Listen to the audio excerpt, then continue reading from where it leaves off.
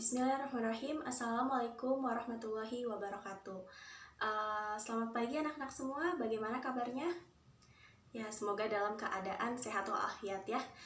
Perkenalkan sebelumnya, nama Ibu Kamelia Anugrahini.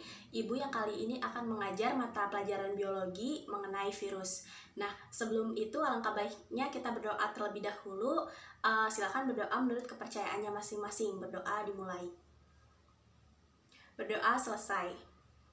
Oke, selanjutnya Ibu akan mengecek ya kehadiran anak-anak semua. Silakan tinggalkan komentar di kolom YouTube yang sudah video yang sudah Ibu upload. Nah, silakan sebutkan nama dan juga nomor absennya. Kemudian untuk yang tidak hadir, silakan ketua atau sekretarisnya menghubungi Ibu siapa saja yang tidak hadir dan alasannya apa ya. Oke. Gimana semuanya sudah siap untuk menerima mata pelajaran biologi pada hari ini? Oke, Ibu harap semuanya sudah siap ya. Nah, oke, kalau semuanya sudah siap, kita mulai ya pembelajarannya. Nah, sebelum kita ke materi kali ini tentang virus, ada yang masih ingat nggak materi sebelumnya tentang apa? Ya, betul, tentang klasifikasi makhluk hidup. Nah, ada yang bisa sebutkan klasifikasi makhluk hidup apa saja? Oke, terima kasih ya yang sudah menjawab. Ada yang tahu nggak kenapa sih kita mempelajari makhluk hidup terlebih dahulu sebelum mempelajari virus? Ya, oke. Terima kasih ya yang sudah menjawab. Nah, sebelumnya kalian tahu nggak sih kenapa kita ini bisa terkena sakit? Misalkan sekarang yang lagi ada di sekitar kita, yaitu virus corona gitu. Kenapa kita bisa terkena virus corona? Kemudian kita juga bisa terkena virus flu. Seperti misalkan kita dalam sehari-hari ada aja misalkan kita kena sakit flu gitu. Kenapa ya kayak gitu? Nah, pada pertemuan kali ini nanti akan dibahas lebih lanjut. Nah, oke, karena manfaat pembelajaran pada kali ini yaitu untuk mengetahui bagaimana sih sejarah penemuan virus, kemudian cirinya, strukturnya, dan cara replikasinya sesuai dengan tujuan pembelajaran yang akan kita capai pada pertemuan kali ini, yaitu melalui kajian literatur, peserta didik mampu menjelaskan sejarah penemuan virus dengan tepat. Kemudian melalui kajian literatur juga peserta didik mampu menggambarkan struktur virus dengan tepat. Kemudian melalui kajian literatur peserta didik mampu mengidentifikasi ciri-ciri virus dengan tepat, dan juga melalui kajian literatur peserta didik mampu membandingkan siklus litik dan siklus lisogenik dengan tepat. Kemudian melalui gambar atau video peserta didik mampu menjelaskan replikasi virus dengan tepat. Nah, mungkin itu untuk tujuan pembelajaran pada hari ini. Nah, selanjutnya dapat dilihat ya pada PowerPoint-nya, yaitu konten materi kita pada pagi ini, yaitu mengenai sejarah penemuan virus, kemudian mengenai ciri-ciri virus, kemudian mengenai struktur tubuh virus, kemudian juga mengenai bagaimana replikasi virus. Nah, sebelumnya silahkan anak-anak semua untuk menyimak video dari Ibu yang akan ditampilkan. In December 2019, China notified the World Health Organization of several cases of human respiratory illness, a disease later named COVID-19. The virus causing this disease is known as severe acute respiratory syndrome. Oke, ada yang tahu tadi itu gambar tentang apa videonya? Ya, betul, di gambar tadi yang ada di dalam video itu virus corona ya, virus yang sedang marak-maraknya gitu ya saat ini, saat pandemi COVID-19. Ada yang tahu virus corona itu seperti apa? Ya, betul ya, seperti itu. Jadi virus corona itu adalah atau biasa kita sebut COVID-19 itu virus yang menyerang sistem pernapasan kita ya. Jadi penyakit karena infeksi virus ini disebut COVID-19. Nah, corona ini bisa menyebabkan gangguan ringan pada sistem pernapasan seperti kemudian juga bisa menyebabkan infeksi paru-paru yang berat juga, bahkan hingga menyebabkan kematian. Nah, sebelumnya Ibu ingin tanya, ada yang tahu bagaimana sih sejarah penemuan virus? Nah, oke, jadi sejarah penemuan virus ini diawali oleh Adolf Meyer ya pada tahun 1887. Nah, dia ini menemukan penyakit bercak kuning pada daun tembakau. Nah, penemuan ini kemudian ditindaklanjuti lagi oleh Dmitri Ivanovsky pada tahun 1892 dengan menemukan bahwa filtrate dari daun yang terserang bercak kuning ini ketika dioleskan pada daun yang sehat itu dapat menimbulkan bercak kuning yang sama juga. Nah, kemudian diteliti lagi lebih lanjut oleh M.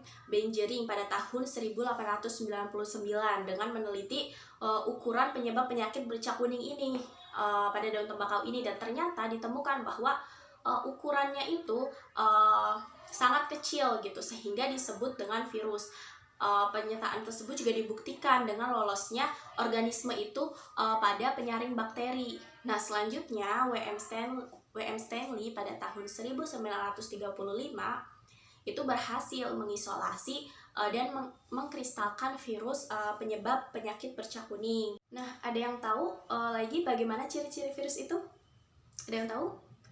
Oke, terima kasih ya yang sudah menjawab. Ibu juga akan menjelaskan sedikit ya. Jadi virus ini berukuran sangat kecil, jauh lebih kecil ya dari bakteri, yaitu berkisar antara 200 sampai 300 nanometer. Kemudian jadi untuk mengamatinya ini diperlukan mikroskop elektron ya untuk mengamati si virus ini. Nah, virus juga hanya dapat bereplikasi atau bereproduksi di dalam sel atau jaringan hidup, sehingga virus ini disebut sebagai parasit obligat intraseluler. Nah, kemudian pada umumnya virus ini tidak memiliki membran plasma, sitoplasma, dan ribosom, sehingga belum disebut sebagai sel ya virus ini. Jadi aseluler untuk virus. Kemudian virus ini dapat dikristalkan, tetapi apabila berada pada sel dan jaringan hidup mampu mengadakan replikasi, maka virus dapat disebut sebagai makhluk peralihan ya. Nah, kemudian bentuk virusnya juga sangat bervariasi ya. Bentuk virus ini ada yang berbentuk seperti bola, dapat dilihat di gambar ya. Kemudian atau isometrik, kemudian juga ada yang berbentuk oval, bentuk batang, kemudian bentuk jarum, bentuk tangkai memanjang, filamen, kemudian berbentuk seperti huruf T, dan bentuk seperti kepala dan ekor gitu. Nah, jadi ada 4 gitu ya untuk dikelompokkannya. Itu ada virus berbentuk spiral, kemudian ada virus berbentuk icosahedron, kemudian ada virus berpelindung, kemudian ada virus bentuk yang kompleks. Nah, oke.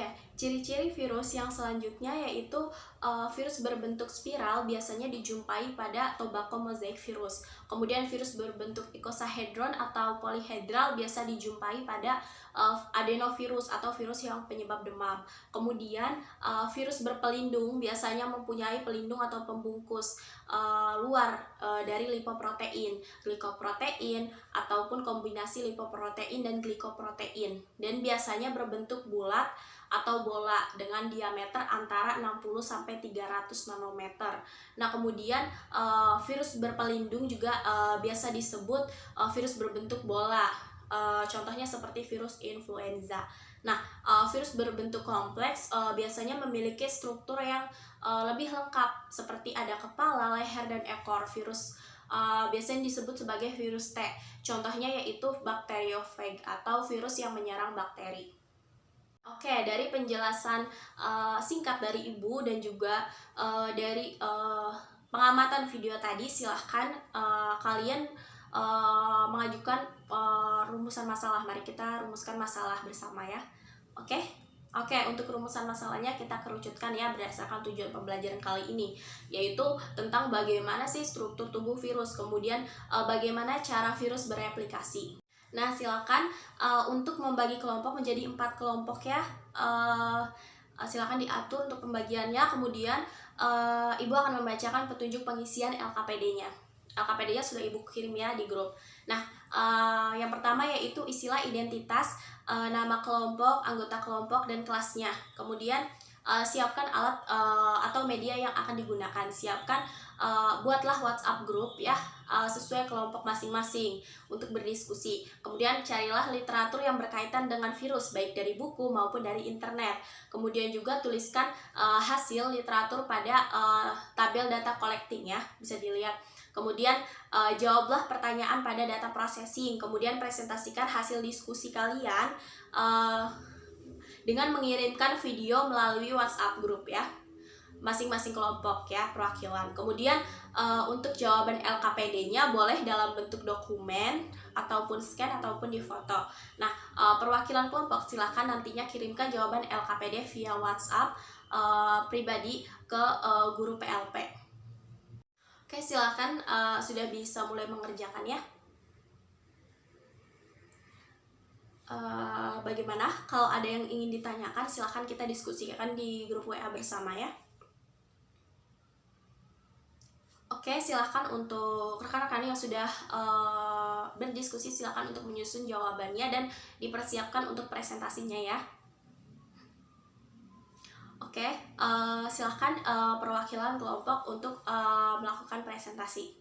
Dan rekan-rekan yang lainnya mendengarkan dengan seksama, dan juga kalau ada pertanyaan silahkan ditanyakan ya, kita berdiskusi bersama. Untuk kelompok yang ingin presentasi, Ibu persilakan. Oke, kita berikan apresiasi kepada yang sudah berpresentasi, kita berikan tepuk tangan. Nah, silakan kalau ada yang ingin ditanyakan kepada rekan kelompok kalian, disilakan. Nah, oke, bagaimana? Apakah sudah cukup untuk diskusi kali ini? Oke, mungkin sudah cukup ya untuk diskusi kali ini. Nah, oke, mungkin untuk presentasinya sudah bagus ya, untuk diskusi juga sudah bagus. Ibu hanya sedikit menjelaskan saja mungkin ya mengenai diskusi tadi. Jadi struktur tubuh virus itu ada apa saja? Betul, ada kepala, leher, ada ekor. Dimana di kepala ada kapsid, kemudian ada asam nukleatnya berbentuk DNA atau RNA, kemudian juga ada di leher ada leher, kemudian ada kerah, kolar ya. Kemudian di ekor itu ada apa? Ya, ada selubung ekor, kemudian ada serabut ekor, kemudian ada lempeng dasar, kemudian ada jarum penusuk ya, dapat dilihat juga di gambar di PPT Ibu. Nah, jadi fungsinya itu apa sih? Nah, kapsid ini merupakan selubung protein ya. Tadi juga sudah dijelaskan ya fungsinya oleh rekan-rekan yang berpresentasi. Nah, kapsid ini berfungsi untuk memberi bentuk pada virus, untuk melindungi juga asam nukleat virus dari kerusakan, kemudian berfungsi untuk menyediakan protein juga, enzim untuk menembus membran sel inang ketika melakukan infeksi. Nah, protein penyusun kapsid ini disebut kapsomer. Nah, kapsid berisi asam nukleat yang disebut dengan nukleokapsid. Nah, kemudian asam nukleat merupakan substansi genetik yang berfungsi untuk apa? Ya, untuk membawa kode pewarisan sifat virus. Nah, setiap jenis virus hanya tersusun atas 2 jenis, yaitu DNA atau RNA saja. Contohnya pada bakteriofag dan virus cacar, itu asam nukleatnya itu DNA. Nah, kalau virus influenza dan HIV itu asam nukleatnya RNA. Selanjutnya ada apa lagi? Ada leher virus. Nah, jadi tidak semua sih virus ini memiliki leher, hanya virus yang berbentuk kompleks saja, seperti bakteriofag ya. Nah, bagian leher ini terdiri atas leher dan kerah, jadi berfungsi sebagai alat penyangga kepala virus ya untuk leher. Kemudian ada lagi apa? Ya, ekor virus. Nah, ekor virus merupakan bagian tubuh virus yang penting gitu ya untuk melekatkan diri dengan sel inangnya. Nah, serta memasukkan materi genetik virus ke dalam sel inang tersebut. Nah, bagian ekor ini terdiri atas apa saja? Ya, ada selubung ekor, lempeng dasar, serabut ekor, dan juga ada jarum penusuk. Betul. Nah, untuk selubung ekor, mungkin tadi fungsinya juga sudah dijelaskan ya, dapat dilihat juga di gambar. Berfungsi sebagai untuk menginjeksi DNA virus ke dalam sel inang, dan juga tempat untuk penghubung antara kepala virus dan juga lempeng dasar virus. Kemudian lempeng dasar ini berfungsi sebagai apa? Sebagai tempat melekatnya serabut ekor dan juga jarum penusuk. Nah, kemudian serabut ekor juga berfungsi sebagai penerima rangsangan atau reseptor, dan juga untuk menempel pada sel inangnya. Nah, dan juga terakhir yaitu jarum penusuk. Fungsinya untuk melubangi sel inang agar DNA virus ini dapat masuk ke sel inang. Nah, itu untuk bagian dan juga fungsi dari struktur tubuh virus ya. Selanjutnya yaitu tahapan siklusnya ya. Yang pertama yaitu siklus litik. Apa aja? Betul, fase absorpsi, kemudian injeksi, sintesis atau replikasi, kemudian perakitan dan fase lisis. Nah, pada fase absorpsi itu virus menempel ya di dinding sel bakteri menggunakan ekornya. Kemudian pada fase injeksi yaitu fase saat si virus ini menyuntikkan isi DNA atau RNA-nya ya ke dalam sel bakteri. Kemudian pada fase sintesis itu pada saat tahap DNA si virus ini akan dijadikan acuan untuk menggandakan diri dengan menggunakan perangkat-perangkat yang ada pada sel inang. Nah, di fase perakitan ini adalah fase komponen-komponen virusnya ini terpisah ya, yang masih terpisah antara kepala dan ekornya itu dirakit sehingga menghasilkan virus yang utuh. Nah, kemudian fase lisis yaitu virus ini akan menghancurkan dinding sel bakteri ya yang diinfeksi, sehingga nanti si virus-virus baru ini muncul dan akan mencari sel inang yang lain. Nah, selanjutnya yaitu tahapan siklus lisogenik, yaitu ada fase absorpsi dan injeksi, kemudian fase penggabungan dan juga fase pembelahan. Hampir sama ya, pada fase pembelahan ini bakteri membelah diri. Jika bakteri membelah diri, profag akan ikut membelah, sehingga jika bakteri menghasilkan sel 2 anak, masing-masing dari sel anakan bakteri juga akan mengandung si virus tersebut gitu ya. Jadi mengikuti jumlah sel bakteri yang ditumpanginya gitu. Proses ini akan berlangsung terus-menerus pada kondisi tertentu si virus ini dapat aktif. Nah, mungkin itu ya tahapan siklus dari litik dan lisogeniknya. Tadi juga sudah dijelaskan mungkinnya, jadi Ibu singkat saja. Dari diskusi tadi dan penjelasan Ibu juga, silahkan jika ada yang ingin menyimpulkan diskusi dan pertemuan pada kali ini. Oke, terima kasih ya yang sudah menyimpulkan. Mungkin kesimpulannya sudah bagus, Ibu akan sedikit menambahkan saja. Jadi sejarah penemuan virus ini diawali oleh Adolf Meyer pada tahun 1887 ya, yang menemukan penyakit bercak kuning tadi pada daun tembakau, dan akhirnya si W.M. Stanley ini pada tahun 1935 berhasil mengisolasi dan mengkristalkan virus ya pada penyakit penyebab bercak kuning tersebut. Nah, jadi virus ini dapat dikristalkan, tetapi apabila berada pada sel atau jaringan hidup mampu melakukan replikasi, maka virus ini disebut sebagai makhluk peralihan. Nah, bentuk virus tadi sangat bervariasi, dikelompokkan menjadi 4 ya untuk memudahkan, yaitu bentuk spiral, bentuk polihedral, kemudian bentuk berpelindung, kemudian bentuk kompleks. Nah, virus kompleks biasanya memiliki struktur tubuhnya yang lengkap ya, seperti yang dijelaskan tadi, berbentuk T, ada kepala, leher, dan ekor. Contohnya yaitu bakteriofag atau virus yang menyerang bakteri. Nah, kemudian perkembangbiakan virus disebut dengan apa? Replikasi virus. Nah, untuk perkembangbiakan virus itu harus menginfeksi sel inangnya gitu ya. Jadi proses reproduksi virus terdiri dari 2 siklus, yaitu siklus litik dan siklus lisogenik. Oke, terima kasih ya semuanya. Mungkin dicukupkan untuk pertemuan kali ini. Kita tepuk tangan dulu untuk kita semua pada hari ini yang telah mengikuti pembelajaran dengan baik. Kemudian Ibu akan membagikan soal post-test ya untuk mengukur sejauh mana pemahaman kalian terhadap materi ini. Silakan soalnya dikerjakan. Ibu sudah kirim linknya ya. Silakan dikerjakan soalnya. Oke, mungkin pengerjaan soal sudah selesai ya, semuanya sudah dikumpulkan. Selanjutnya tugas untuk minggu depan yaitu membaca materi mengenai klasifikasi virus sampai bab virus terakhir ya. Silakan agar minggu depan kalian lebih aktif dalam berdiskusi. Nah, sekali lagi Ibu mengucapkan terima kasih kepada anak-anak yang sudah mengikuti pembelajaran dengan baik. Kurang lebihnya Ibu mohon maaf apabila ada kesalahan dalam bertutur kata maupun perbuatan. Sebelumnya marilah kita ucapkan hamdalah untuk pertemuan kali ini. Alhamdulillahirrahmanirrahim. Selamat bertemu minggu depan ya anak-anak semua. Ibu pamit. Wassalamualaikum warahmatullahi wabarakatuh.